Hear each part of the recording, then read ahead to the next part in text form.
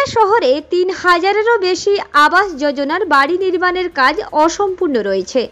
House for all প্রকল্পে বাড়ি নির্মাণের জন্য বরাদ্দ টাকা না পাওয়ায় উপভোক্তারা চরম সমস্যার সম্মুখীন। অবিলম্বে হাউস ফর অল প্রকল্পে উপভোক্তাদের বাকি টাকা প্রদান সহ একাধিক দাবিতে পুরুলিয়া পৌরসভায় ডেপুটেশন দেওয়া হলো পুরুলিয়া শহর কংগ্রেস কমিটির পক্ষ থেকে। শুক্রবার পুরুলিয়া পৌরসভায় ডেপুটেশন কর্মসূচিতে উপস্থিত ছিলেন প্রদেশ কংগ্রেসের সাধারণ সম্পাদক সোমেশ্বর লাল সিংহ দেও, পুরুলিয়া জেলা কংগ্রেসের সাধারণ সম্পাদক সোহেল দাদ খান, পার্থসারথী দাস, পুরুলিয়া শহর কংগ্রেসের সভাপতি প্রদীপ চৌধুরী, অমিত দাস সহ কংগ্রেসের অন্যান্য নেতৃত্ব ও কর্মীরা। পুরুলিয়া জেলা কংগ্রেসের সাধারণ সম্পাদক সোহেল দাদ খান জানান, পুরুলিয়া শহরের প্রায় ৩,০০০ হাউস ফর অল প্রকল্পে বাড়ি নির্মাণের কাজ অসম্পূর্ণ রয়েছে। তাই সেই উপভোক্তারা এই বর্ষায় চরম সমস্যার সম্মুখীন হচ্ছে। তাদের মাথা গোঁজার ঠাঁই পর্যন্ত নেই। তাই অবিলম্বে তাদের বকেয়া টাকা দিতে হবে। পাশাপাশি বাড়ি বাড়ি পানীয় জলের কানেকশন দেওয়া হলেও অনেকেই এখনও জল পাননি। তাদের অবিলম্বে সেই পরিষেবা দিতে হবে ইত্যাদি আরও বেশ কয়েক দফা দাবিতে পৌরসভায় ডেপুটেশন দেওয়া হয়। তিনি আরও জানান, তাদের দাবিগুলি না মানা হলে আগামী দিনে তারা বৃহত্তর আন্দোলনের পথে নামবেন।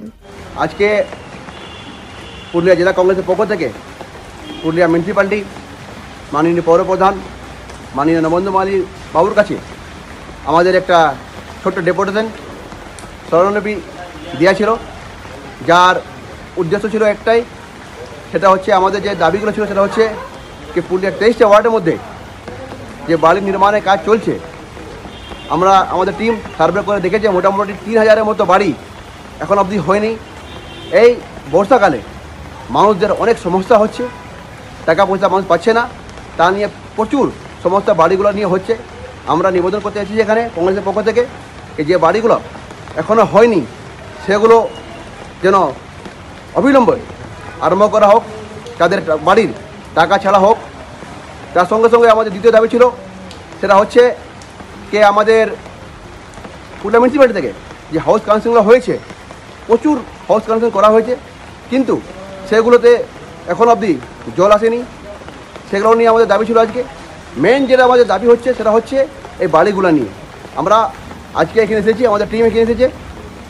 মাননীয় পৌরপ্রধানকে এটা আমাদের রিকোয়েস্ট যে অবিলম্বে 23টা ওয়ার্ডের যে বাড়ি নির্মাণ কাজ চলছে, যারা টাকা পায়নি তাদের অবিলম্বে টাকা ছাড়া হোক। আর যারা এই বর্ষাকালে বাড়ি যাদের ভেঙে গেছে তাদেরকে অবিলম্বে ত্রিপল দেওয়া হোক বা ওদের কোনোখানে থাকার ব্যবস্থা করা হোক, এগুলো আমাদের দাবি।